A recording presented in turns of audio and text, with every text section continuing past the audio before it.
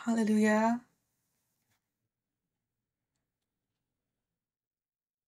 Sangat indah eh, persembahan Kur, dan saya percaya ini adalah pekerjaan Roh Kudus ketika Kur menyanyikan sebuah lagu yang senada dengan firman yang akan saya bagikan. Dan hari ini firman hari ini berjudul Waktunya Telah Genap. Waktunya telah genap. Yesus mengatakan perkataan ini ketika ia sedang membagikan Injil tentang kerajaan Allah.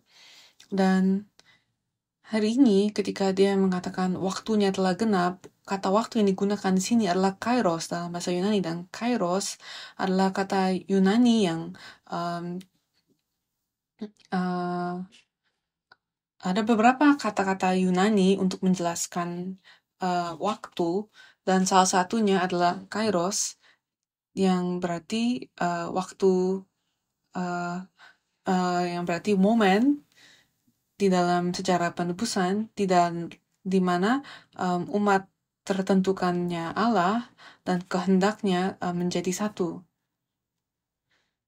Jadi ada tiga elemen yang penting di sini, yaitu umat Tuhan dan kehendak Tuhan dan waktu. Ketiga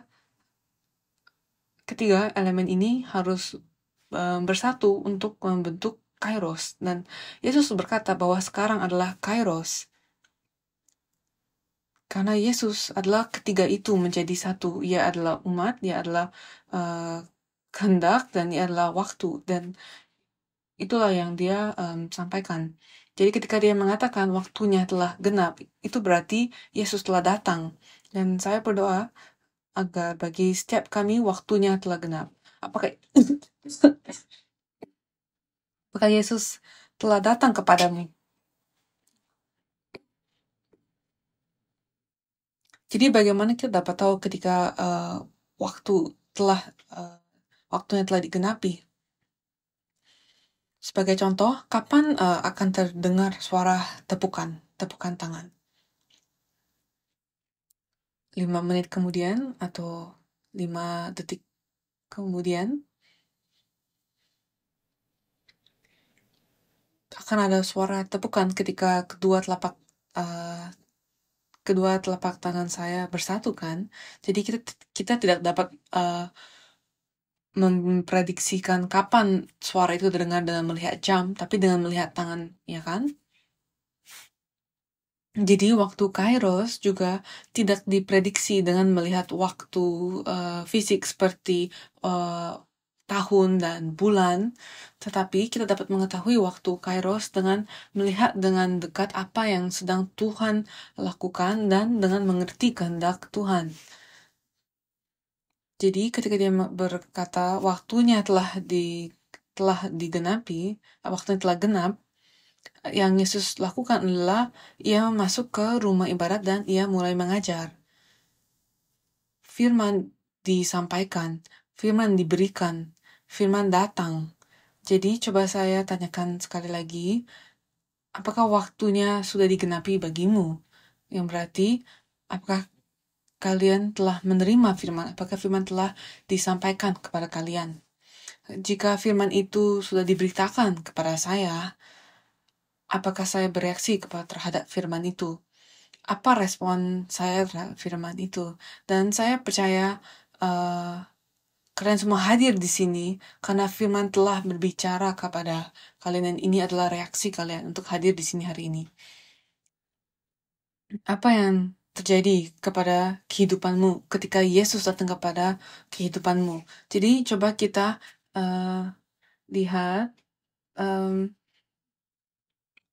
coba kita pikirkan apa yang terjadi ketika waktunya telah genap. Yang berarti apa yang terjadi ketika Yesus datang dan menyampaikan firman kepada kita. Coba kita akan pikirkan, kita renungkan ini dalam dua cara. Pertama, roh jahat itu keluar.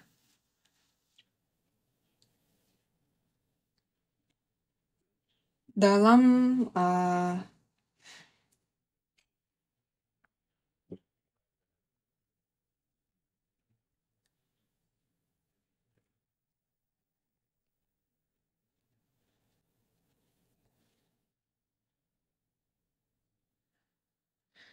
uh,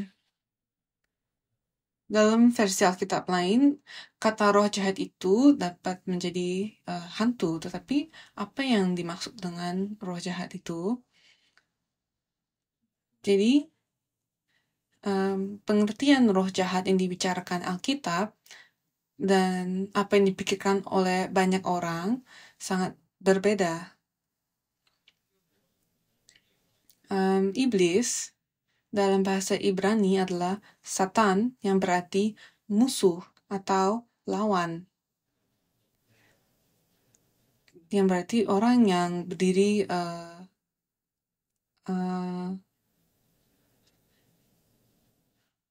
orang yang melawan Allah, itu adalah setan. Jadi itu adalah juga nama yang diberikan kepada malaikat Lucifer yang mau melawan Allah, yang mau menjadi seperti Allah. Dan ketika ia jatuh dari surga, ada beberapa makhluk-makhluk rohani lain, malaikat-malaikat lain yang mengikutinya, dan mereka adalah malaikat yang terjatuh. Dan dalam Alkitab, roh-roh yang jatuh itu disebut sebagai roh-roh jahat atau roh-roh najis dan terkadang hantu. Tetapi mereka hadir dalam rupa-rupa yang berbeda,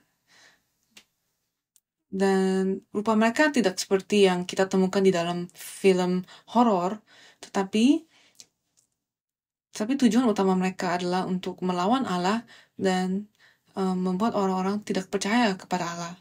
Dan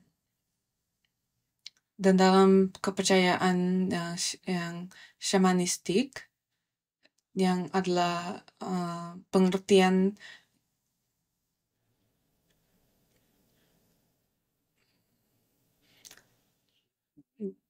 yang tapi dalam kepercayaan perdukunan yang juga ditemukan dalam beberapa kepercayaan timur dekat kuno seperti di Mesir, mereka anggap ketika seseorang meninggal, jiwa mereka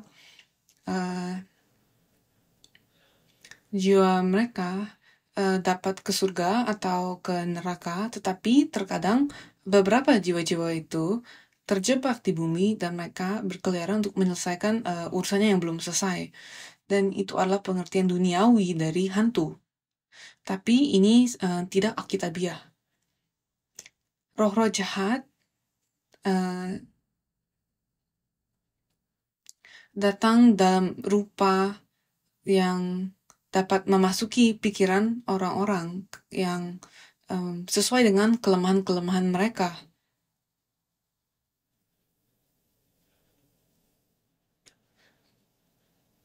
Terkadang roh jahat mereka datang tanpa kita mengetahuinya. Mereka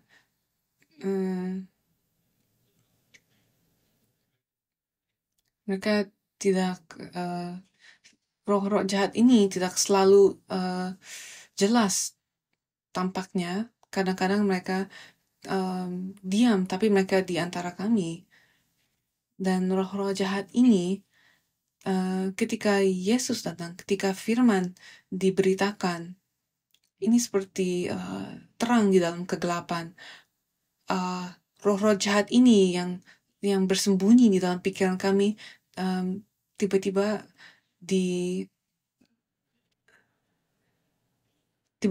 ditemukan, disadari.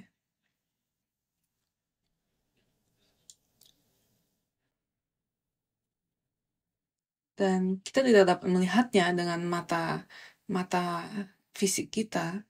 Dan orang pertama yang mengakui Yesus sebagai anak Allah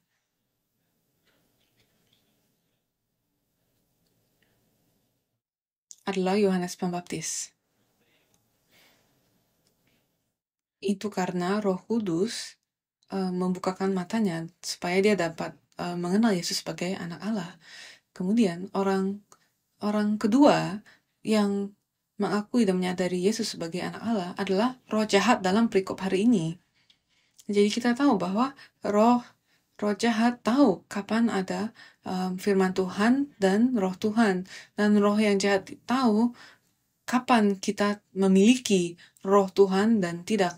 Dan kalau kita memiliki firman Tuhan, maka roh jahat tidak dapat mendekati kita. Maka roh jahat itu takut akan kita. Bukan karena kita, tapi karena firman Tuhan yang berada di dalam diri kita. Apakah kalian percayakan hal ini? Apakah kalian memiliki firman Tuhan?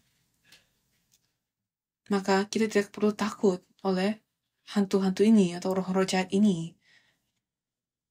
Markus 1 ayat 24 mengatakan, ini yang dikatakan oleh roh yang jahat. Apa urusanmu dengan kami, hai Yesus orang Nazaret? Engkau datang hendak membinasakan kami. Aku tahu siapa engkau, yang kudus dari Allah. Jadi mereka tahu ketika mereka mendekati Yesus, mereka akan dibinasakan. Apakah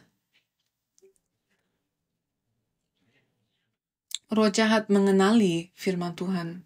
Dan oleh karena itu, gereja atau rumah kalian, selama ada firman Tuhan di situ, selama ada roh kudus Tuhan di situ, maka roh jahat tidak dapat memasukinya. Amin. Kiranya gereja Sion menjadi suatu gereja, kiranya rumah kalian menjadi rumah di mana roh jahat tidak dapat memasukinya, tidak dapat mendekatinya.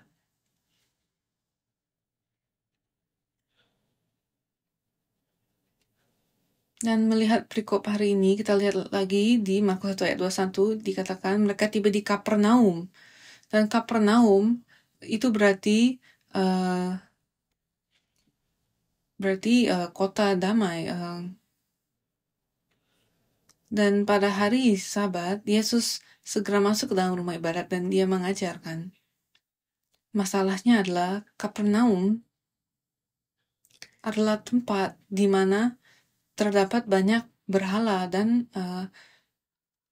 agama-agama yang kafir di situ. Dan ini menyimbolkan dunia yang kita tinggal di hari ini. Selama kita setuju dengan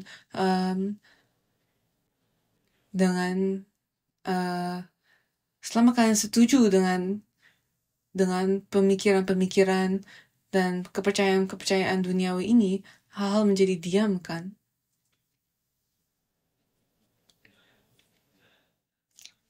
Tetapi begitu buruknya sehingga roh jahat itu ditemukan di tempat yang seharusnya paling suci pada waktu itu, yaitu rumah ibadat, di mana seharusnya firman disampaikan. Jadi ada roh jahat ditemukan pada hari Sabat, hari yang suci, di tempat yang paling suci. Dan apakah yang terjadi hari ini? Tempat yang suci, di antara orang suci, pada hari yang suci, ada roh jahat. Judul hari ini adalah waktunya telah genap. Ketika waktunya genap, itu berarti Yesus datang kepada kami dan firman disampaikan. Dan hal pertama yang terjadi adalah roh jahat itu diungkap.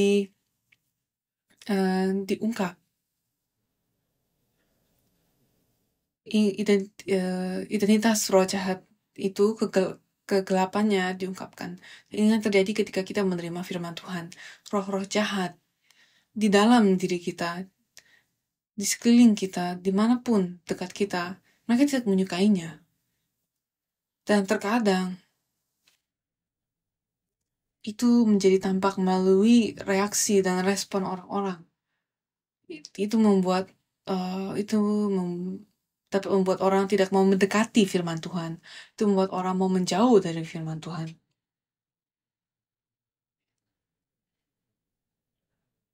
Dan itulah mengapa Yesus datang. Yesus datang untuk membuang roh jahat itu di antara kita, di dalam kita. Yesus datang untuk menyelamatkan kita dan membebaskan kita dari cengkraman iblis, dari belenggu-belenggu dosa. Apakah kita memiliki dosa yang menahan kita? Apakah kita memiliki roh-roh jahat yang masih mengganggu kita? Kita perlu firman Tuhan. Kita perlu Yesus. Mendengar dengan kuping, hadir di gereja selama bertahun-tahun, itu tubuh yang kita perlukan adalah menerima Yesus Kristus. Kita perlu menerima firman-Nya dan roh-Nya. Barulah kita dapat dibebaskan dari belenggu-belenggu ini. Dan saya berdoa dengan sungguh-sungguh agar setiap orang di sini dapat dibebaskan dari belenggu dosa itu dengan menerima firman yang hidup.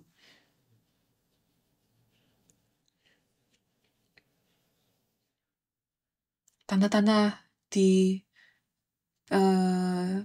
tanda-tanda kita masih di dalam cengkraman dosa adalah kenajisan dalam perkataan, pikiran, dan kehidupan kita. Dan itu bukan berarti bahwa semua orang yang najis memiliki roh yang jahat. Dan janganlah kita pergi-pergi dan mengatakan kamu kotor, kamu najis. Jangan kita seperti itu ya. Tapi orang yang memiliki roh-roh jahat, kehidupan mereka kotor, kehidupan mereka penuh dosa, kehidupan mereka berantakan. Dan masalahnya adalah pada waktu ini adalah roh-roh najis dan roh jahat itu sekarang mereka mau masuki gereja melalui individu-individu. Tapi saya berdoa agar gereja kita, anggota gereja kita, setiap orang yang menyembah hari ini,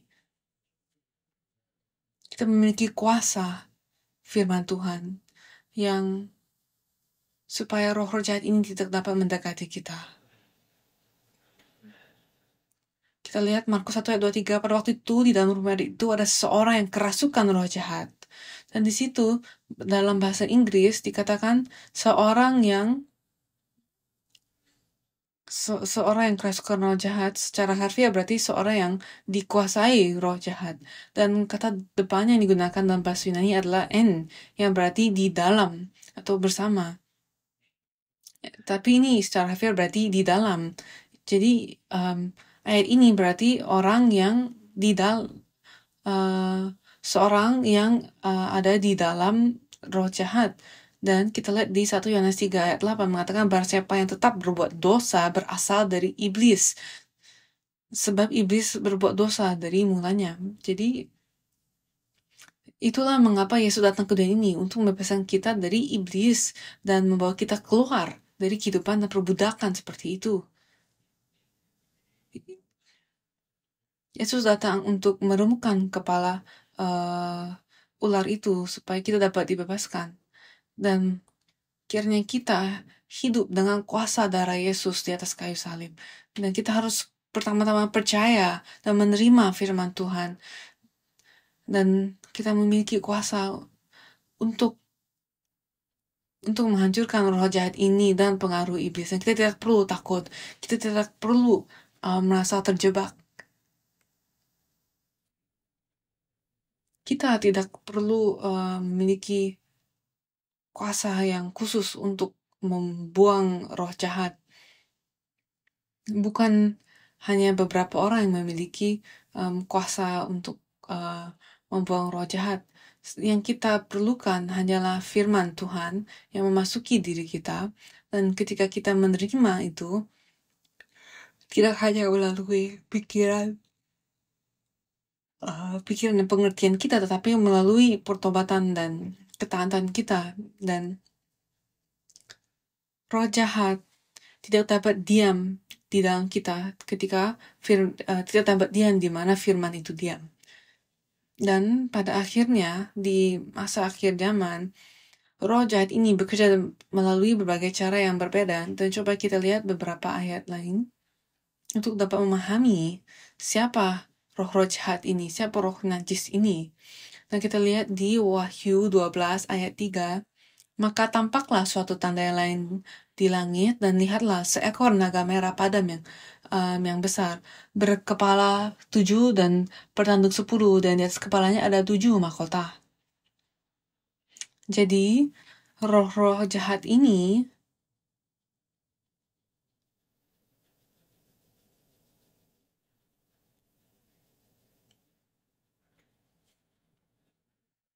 dikatakan di sini pada perikop ini naga merah.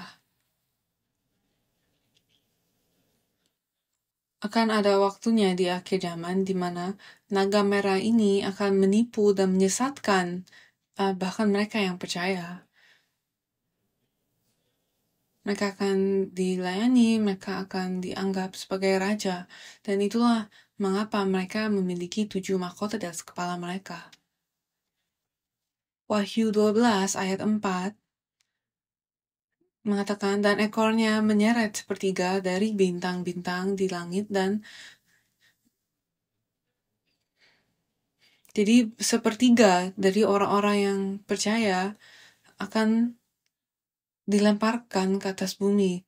Kemudian dikatakan, dan naga itu berdiri di hadapan perempuan yang hendak melahirkan itu untuk menelan anaknya. Segera sudah perempuan itu melahirkannya. Dan wanita ini, perempuan ini melambangkan gereja akhir zaman. Kemudian Mazmur 74 ayat 12 sampai 14 mengatakan, namun engkau ya Allah adalah rajaku dari zaman purbakala yang melakukan penyelamatan di atas bumi. Engkaulah yang membelah laut dengan kekuatanmu, yang memecahkan kepala ular-ular naga di atas muka air. Engkaulah yang merumpukan kepala-kepala lewatan, yang memberikannya menjadi makanan penghuni-penghuni padang belantara. Jadi di sini kata ular-ular naga bukan ular-ular naga yang beneran, tetapi setan. Dan monster laut ini, Lewiatan ini juga melambangkan setan. Dan kita lihat juga di Yesaya 27 ayat 1, pada waktu itu Tuhan akan melaksanakan hukuman dengan padangnya yang keras, besar dan kuat, atas Lewiatan, ular yang meluncur, atas Lewiatan, ular yang melingkar, dan ia akan membunuh ular naga yang di laut.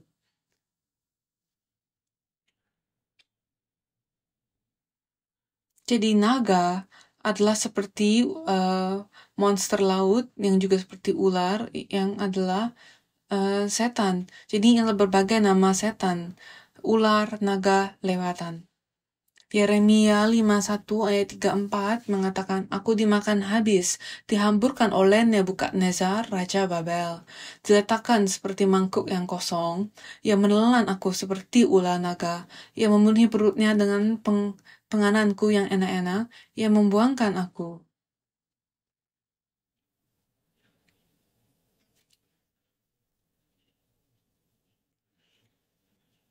Nebukadnezar, apakah ia setan? Ia adalah seorang raja manusiawi kan, tapi ia menerima roh iblis sehingga dia melakukan pekerjaan iblis dan dia menjadi satu dengan setan. Dengan demikian juga Yehezkiel 29 ayat 3 mengatakan, berbicaralah dan katakan, beginilah firman Tuhan Allah, lihat aku menjadi lawanmu, hai Firaun, Raja Mesir, buaya yang besar, yang berbaring di tengah anak-anak sungaimu, yaitu Nil, dan yang berkata, sungai Nil aku punya, aku yang membuatnya.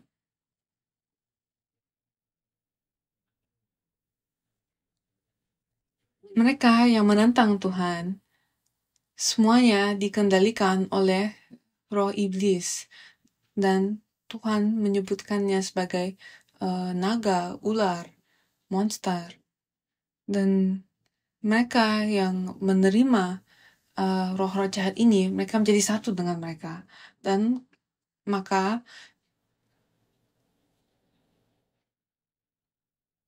roh jahat itu menyebut dirinya sebagai kami kan.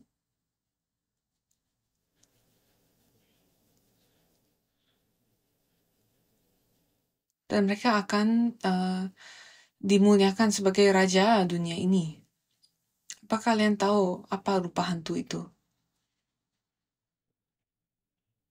Apakah kalian dapat menemukan jawabannya di Netflix? Jika semua roh jahat nampaknya mengerikan, maka semua orang akan segera kabur daripadanya kan? Tetapi roh jahat, roh iblis, setan, rupanya datang dengan bentuk yang sangat indah, yang sangat diidamkan, sama seperti pohon pengetahuan akan yang baik dan yang jahat. Indah untuk dipandang. Dia akan memberitahukan kalian untuk pergilah ke gereja, berdoalah dengan keras. setan dapat berkata seperti itu. Dia dapat mengkasih tahu kalian untuk berdoa dengan keras, untuk melakukan pekerjaan Tuhan, untuk menginjil. Tapi satu hal, dia membiarkan Anda melakukannya. Dan Anda mendapatkan, dan Anda perlu diakui untuk pekerjaan kalian. Kalian perlu berdoa lebih keras, supaya kalian dapat melihat dengan memandang rendah orang lain yang tidak berdoa seperti kalian, supaya dan kalian perlu membagikan firman dengan baik supaya kalian dipandang. Dan itulah yang setan lakukan kepada Nebukadnezar. Dia membuatnya sombong dan congkak. Lihatlah kerajaanku, akulah yang telah mendirikannya. Itulah yang Firaun yang terjadi kepada Firaun juga. Dia berkata, Sungai Nil adalah milikku, akulah yang membuat sungai itu. Jadi dia membuat iblis membuat kita memandang diri kita, membuat diri kita tinggi. Dan ular, satu hal yang dia katakan kepada Hawa adalah dia hanya mengatakan kepadanya bahwa kamu akan menjadi seperti Allah, kamu akan menjadi seperti Allah, kamu akan menjadi setinggi Allah, dan sisanya Hawa melakukannya, ya kan? Jadi siapa yang paling rentan jatuh ke dalam tipu daya iblis? Mereka yang memiliki keserakahan, mereka yang didorong oleh keserakahan, mereka yang mau mencari hormat diri, keuntungan pribadi. Jadi saya berdoa ketika iblis datang kepada kehidupan kita, saya berdoa supaya kalian meminta Yesus untuk menghardiknya. Yesus, Markus 1 ayat 25, Yesus menghardiknya, katanya, diam, keluarlah daripadanya. Yesus tidak memberikannya makanan atau membuatnya sebuah meja, ambillah makanan ini dan pergilah dengan damai. Tidak, Yesus menghardiknya. Yesus memarahi roh itu. Apakah kalian tahu bahwa kalian memiliki kuasa untuk menghadik roh jahat di dalam nama Yesus? Amin. Tapi satu hal yang harus terjadi duluan adalah kalian harus memiliki firman di dalam kalian. Kalian harus memiliki Yesus di dalam kalian. Simba dapat berkoar-koar, ya kan? Dan semua binatang-binatang liar tidak akan kabur daripadanya kalau bukan ayahnya yang berdiri di belakangnya, kan? Bahkan Anda membayangkannya, kita perlu Bapa kami, Yesus kami berdiri di belakang kami ketika kita menghadik roh-roh jahat. Yesus memarahi roh jahat itu dan itu keluar. Sama seperti Yesus menghadik air dan angin. Dan ketahuilah, ketika kita dengan sungguh-sungguh memiliki firman Tuhan di dalam diri kita, dan itu adalah hal pertama yang harus kita tanyakan kepada diri kita. Apakah kita sungguh-sungguh memiliki firman Tuhan dalam diri kita? Karena itu berarti roh Tuhan terdapat dalam diri kita. Dan ketika kita memiliki firman Tuhan dan memiliki roh Tuhan, maka kita tidak perlu takut karena kita dapat memarahi dan menghadik roh-roh jahat, dan kita dapat mengusir mereka dan berhenti berbuat dosa. Dan itu adalah kuasa darah Yesus, itu adalah kuasa firman Tuhan. Markus 1 ayat 26. Roh itu menggoncang-goncang orang itu, dan sambil menjerit dengan suara nyaring ia keluar daripadanya. Ketika roh jahat itu mau keluar daripada diri kita, dia akan membuat masalah. Akan ada suatu pertarungan, dan mungkin itu akan berlangsung selama beberapa hari setiap harinya, karena dia tidak mau meninggalkan kita. Dan Rasul Paulus mengatakan di dalam Roma 7 ayat 22-23, ia berkata, sebab di dalam batinku aku suka akan hukum Allah, tetapi di dalam anggota-anggota tubuhku aku melihat hukum lain yang berjuang melawan hukum akal budiku dan membuat aku menjadi tawanan hukum dosa yang ada di dalam anggota-anggota tubuhku.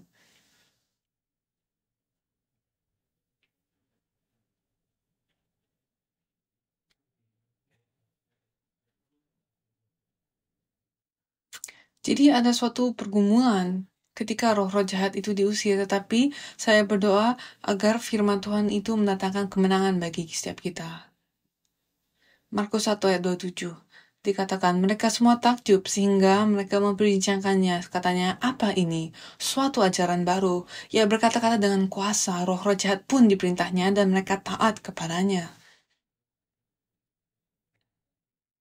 Mereka menyebutnya pengajaran yang baru sebab ada otoritas. Yang berarti sebelumnya, ahli-ahli Taurat, ketika mereka membagikan firman Tuhan, itu hanya pengetahuan, tidak ada kuasa. Jadi saya berdoa kiranya firman yang dibagikan di gereja Sion tidak hanya menjadi pengetahuan, tetapi kiranya pengajaran-pengajaran ini menjadi pengajaran baru yang memiliki otoritas Yesus Kristus. Kenapa? Karena ada perubahan yang terjadi. Dan itu harus terjadi. Dan saya telah bilang, tidak penting mau berapa lama kalian ada di dalam gereja, tapi harus ada suatu perubahan yang terjadi yang terjadi ketika kita menerima firman Tuhan. Jadi kita tidak boleh menyerah. Firman harus datang ke dalam diri kita dan kita anggota-anggota tubuh kita, kehidupan kita harus taat supaya kuasa firman dapat terjadi dan diaktifasi dalam kehidupan kita, dan itu adalah otoritas, dan itulah di mana kita dapat menyebutnya sebagai pengajaran yang baru. Inilah firman yang menciptakan seluruh bumi dan seluruh alam semesta, dan kita sedang menerima firman itu, kuasa itu. Kalian mau bayar berapa? Harga apa yang kalian mau bayar untuk kuasa itu? Dan bahkan Yesus tidak meminta kita untuk membayar apapun, tapi Yesus telah membayar harganya supaya kita dapat menerima firman ini. Dan kalau kita lihat nilai dari kuasa firman ini yang menciptakan seluruh alam semesta, tidak dapat kita pahami bagaimana Tuhan memberikan kuasa itu kepada kita. Dan firman itu, kuasa itu harus mulai terjadi dalam kehidupan kita dan membuat perubahan dalam kehidupan kita. Dan itulah mengapa saya percaya Gereja Sion masih ada di sini pada hari ini.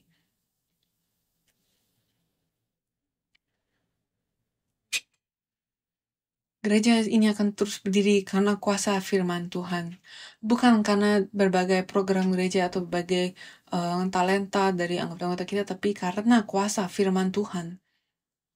Jadi jangan lewatkan, jangan hindari firman. Hal kedua yang terjadi ketika waktunya digenapi adalah penyembuhan terjadi. Sembuh dari sakit dan menantikan Tuhan. Kita tidak membacakan bagian ini, tapi saya akan membacakannya sekarang. Markus 1 ayat 29 sampai 34 dikatakan, sekeluarnya dari rumah ibadat itu,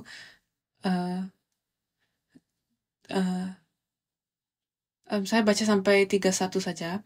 Sekeluarnya dari rumah ibadat itu, Yesus dengan Yakobus dan Yohanes pergi ke rumah Simon dan Andreas. Ibu mertua Simon terbaring karena sakit demam. Jadi Yesus keluar dari rumah ibadat dan dia mau menjenguk suatu rumah kan.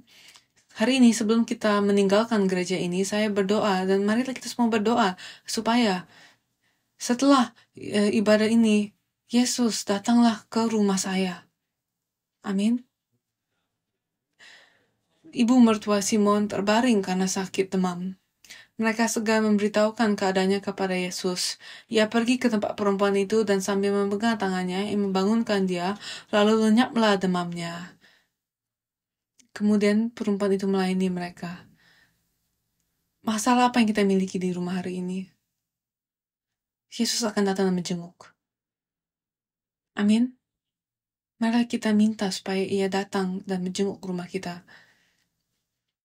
Dan cobalah kita pikirkan ini, Simon Petrus, ini adalah ibu mertua Simon Petrus.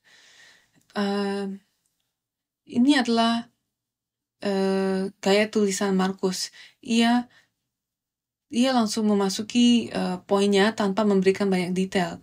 Jadi ibu mertua Simon sakit, tapi sakit apa?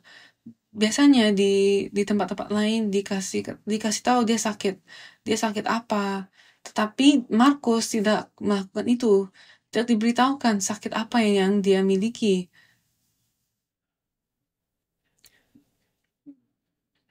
Bahkan kata sakit itu bukan bahkan kata sakit yang digunakan di dalam bahasa Yunani aslinya adalah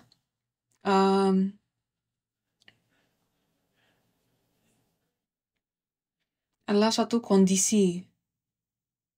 Kata sakit itu adalah bukan adalah orang itu sedang bersakit.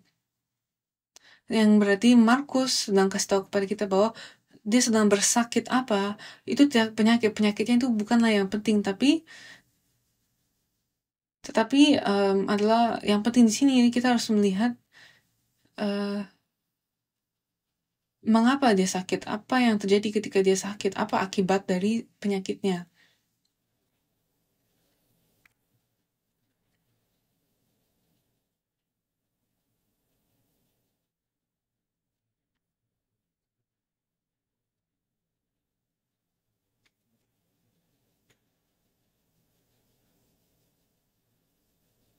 Mengapa dia bersakit, perempuan itu?